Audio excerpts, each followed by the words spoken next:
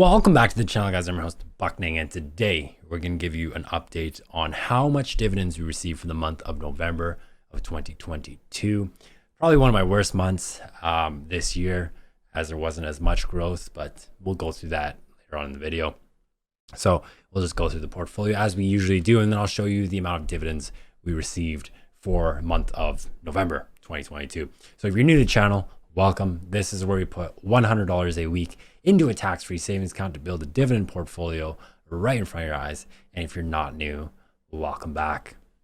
So as you can see here on the portfolio today, closing out at $15,765.63. We're down $171.82, down 1.08%. For the 1 week, we're down $34.68, down 0.22%. For the 1 month, we're up $777.70, up 5.19%. For 3 months, up $645.91, up 4.27%. For the 1 year, we're down $103.23, down 0.65%. And for the all, we are up $1,634.68, up 11.57% since starting this portfolio. As you can see here, we have $53.85 in the cash account, with $100 not available till probably Thursday or tomorrow. But of course, we make a purchase every Friday. So as you can see here, a lot of the portfolios were down, almost every single one except for Bank of Nova Scotia. As we know, the banks did release their earnings thus far, and everyone has increased their loss provisions. If you don't know what a loss provision is, it's money literally put away for defaulted on loans or bad loans, people not paying them back, and that's just to cover it. So yeah, it wasn't a great earnings call, but I know yearly all the banks did pretty well, as they always do. Not huge amounts of growth, but sustained. So it comes with matured companies and companies that can't really expand much, although they try in some cases. I know the biggest news right now is that HSBC, the Canada operations, is being acquired by RBC. And of course, RBC is the biggest and it's a cash deal, but they still got to go through regulators to approve this deal. So that's on the news. New CEO for Bank of Nova Scotia is in. And yeah, that's pretty much it. I know if you own any shares within CIBC, they raised their dividends a little bit there. So not bad. However, they have fallen the most when it comes to stock price.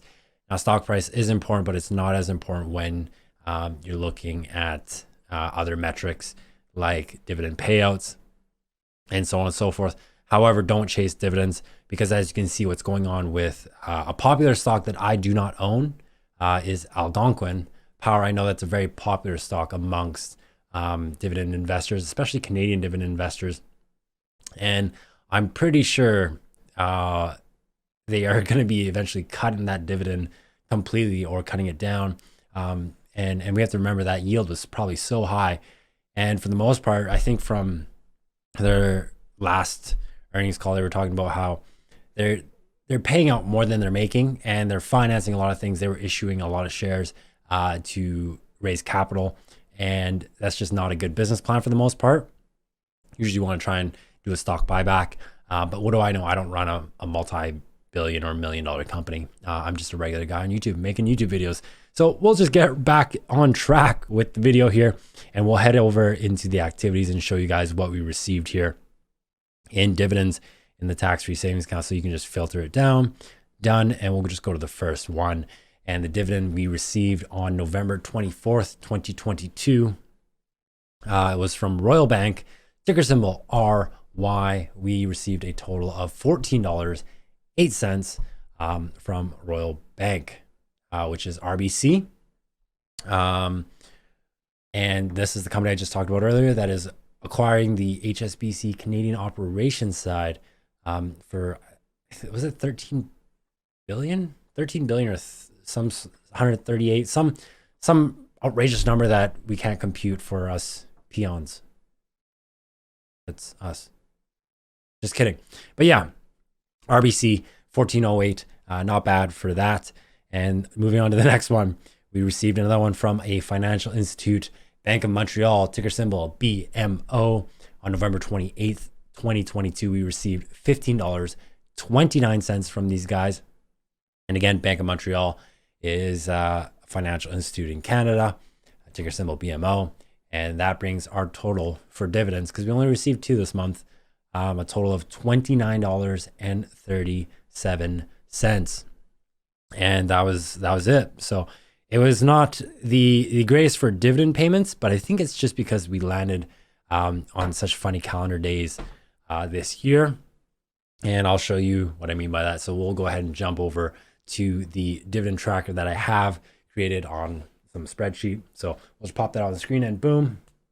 So as you can see here, we're coming near an end, but December being the last month, you can see in November of 2022, we received a total amount, again, of $29.37, which gave us a 17% growth year over year. And I always talk about how when you look at this, you want to look at the percentage of growth that is happening and not the dollar amount, because you want to treat it like a business. I treat a lot of things that I look at with a little bit of business acumen, if that's the correct word I should be using. But a 17% growth from last year is not bad, not the greatest, but it is still growth. At least we hit the previous year of November 2021 and a little bit higher, which is fine. We're kind of like in the same boat with all the other financial earnings that the banks released. Not huge amounts of growth for the year, but a little bit. So that brings our 2022 total in dividends to $413.87 total, and gives us a average of 104% growth for the year. Now, these numbers are a bit more realistic compared to when we had 1,065% growth last year compared to the year previous in 2020, but that's not taking into consideration the full year. So come next year in 2023, I don't know if we'll see double-digit growth or triple-digit growth, but we'll see growth for sure. Net deposits, as you can see here, we're getting close. We're over the limit for the yearly limit. However, I always have a buffer zone a little bit just for in case this happens, because this year I do believe was $6,000 for 2022. You can see we've put in $6,453.26.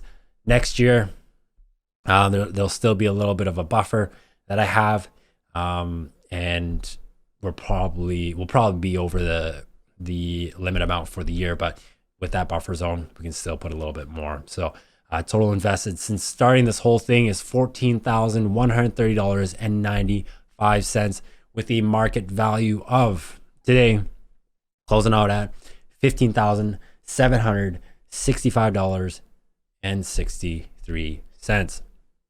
So those are the dividends for the month of November 2022, the worst month of the year. As you can see, 17% is the lowest, but it's okay. We had a really strong year, but I think it's because we landed, the dates of dividend payments landed so differently than the year previous. And we'll probably be expecting that a little bit of a change in which month's dividends come out in 2023. So it's all good in that perspective, but that's pretty much it. So yeah, don't forget to leave a like, subscribe if you really want to. You don't have to. It's completely free content. I can't believe I just used that word, but it's a free video. So have a great rest of the week. Don't forget, tomorrow when you see this video on Wednesday, Bank of Canada is doing their final meeting for year 2022 to discuss possible interest rate hikes. I'm not going to talk too deep into that because it's pretty much normal at this point. I wouldn't be surprised if we see a 25 basis point jump or even a 50 basis point jump. But it looks like, according to stats, the interest rate hikes are working. And also 95% of stats are made up. So yeah, I'll end the video there. Have a great week, guys, and we'll see you in the next one.